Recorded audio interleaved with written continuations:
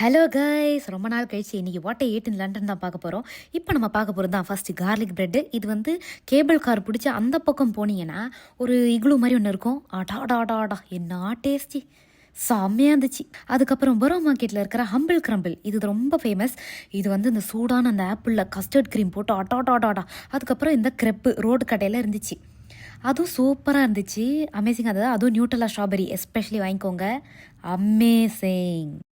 அப்புறம் வந்து இது சும்மா நடந்து போயிட்டு இருக்கும்போது ஏதோ ஒரு கடையில் டேனிஷ் டிலைட், அதுக்கப்புறம் வெஜிடபிள் சாண்ட்விச் மாதிரி, வாவ் செம்ம டேஸ்ட்டாக இருந்துச்சு.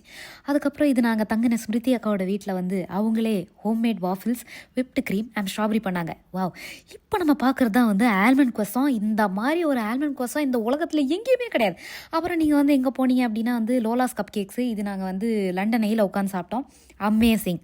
அதுக்கப்புறம் அந்த ஃபேமஸ் ஆலியா பட் கேக், லெட்டோ கேஃபே, அங்கே தான் போனோம். மில்க் கேக் எப்படி இருக்குன்னு பார்க்கும்போது உங்களுக்கே என்னோட ரியாக்ஷன் தெரிஞ்சிருக்கும், நீங்களே பாருங்க. நம்ம ஊர் மாதிரி வருதான்னு பார்ப்போம். நம்ம ஊரில் வந்து நிறைய பேர் ஆக்சுவலி நல்லா பண்ணுவாங்க, ஓவர் ஹைப் பண்ணிட்டாங்க.